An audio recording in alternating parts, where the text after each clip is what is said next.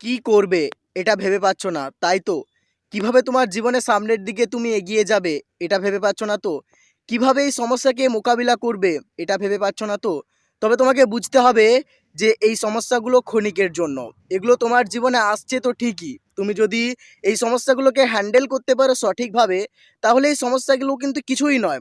এগুলো শুধু একটা সাধারণ সমস্যা মাত্র।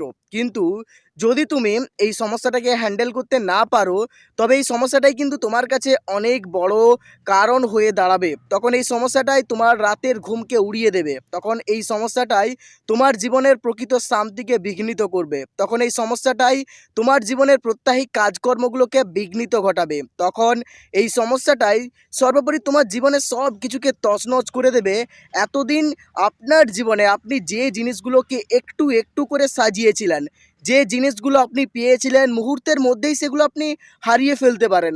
যাদেরকে আপনি ভালোবেসেছিলেন সেই ভালোবাসার মানুষগুলোও আপনার জীবন থেকে হারিয়ে যেতে পারে। এই সমস্যাকে হ্যান্ডেল করতে শেখো।